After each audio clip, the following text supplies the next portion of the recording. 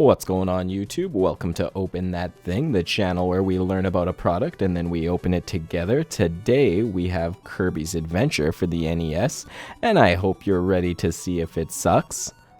Kirby's Adventure was developed by HAL Laboratory in 1993 and published by Nintendo for the Nintendo Entertainment System. It was the second game in the series, following the Game Boy release of Kirby's Dream Land. Something interesting to note is that Game Boy release of Kirby was colored white. This was because Nintendo wasn't sure if people would understand him being pink on the box, but white in the Game Boy's colorless screen. It's curious that they didn't just copy the design of the first game, but I suppose the version of Kirby they always had in their head was a pink ball of cute. The game had two major producers on the team, including Shigeru Miyamoto, most famous for creating Mario, and Satoru Iwata, who worked on many games for Nintendo, including Balloon Fight, and later Earthbound and Pokemon Gold and Silver. With talent like this on the team, it's easy to see how Kirby was able to blow other platformers out of the water.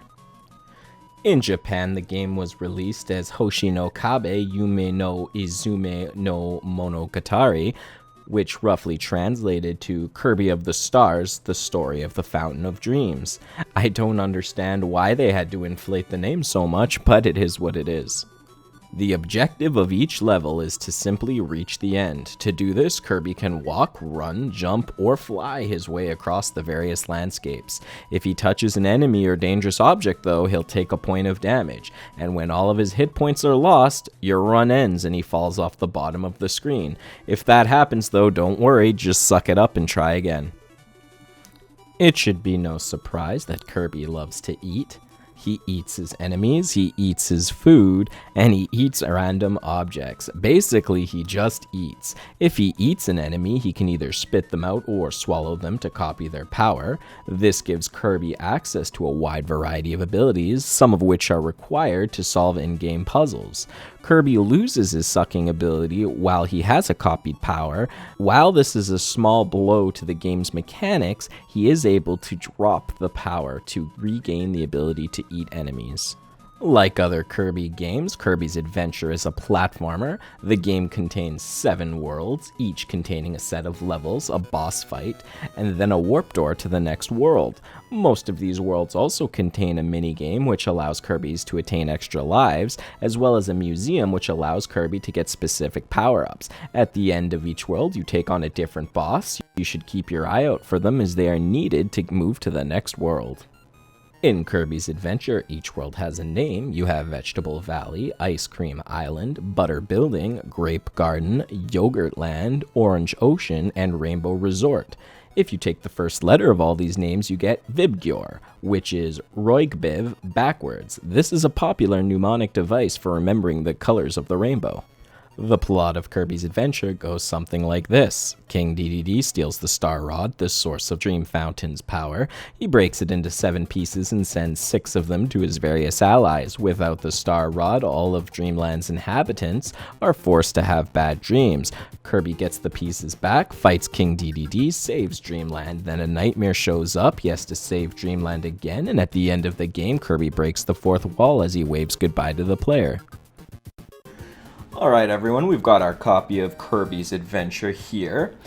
This one goes for around $20 for just the cart, or around $50 if you want the complete in-box version. So looking at the front, we've got the Kirby, pink, not white like the Game Boy one was. We got the Nintendo seal of approval and the Nintendo logo. And the side, we've got the Kirby's Adventure logo and Kirby's Adventure logo. And on the back, we have the little synopsis of the game. Kirby's back power puffing in action. So I'm very excited to open this, and I think you guys are too. So let's take a look. So, cracking it open, we've got the cart here and the sleeve that it came in. Very cool. Put that there with the box. And then we've got the manual, very cool manual. You've got installation help you can call Nintendo, which is really neat. And looking through, you'll notice color. Very, very cool for this time.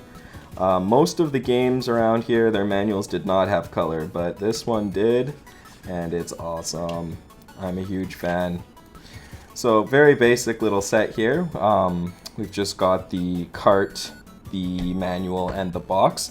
So again, the cart you're looking at about $20 if you're just wanting to try out the game, or around $50 for the complete in box version. This is one of those games that will hold its value pretty much steadily throughout its lifespan, simply because it was a very popular game. Lots were released, but also lots of people want it because they remember it from their childhood. So, let me know what you guys think. Have you played Kirby's Adventure before? Do you like Kirby? If you do, tell me what your favorite power is in the comment section below. And make sure you stay tuned for next time, and come see me open something else later.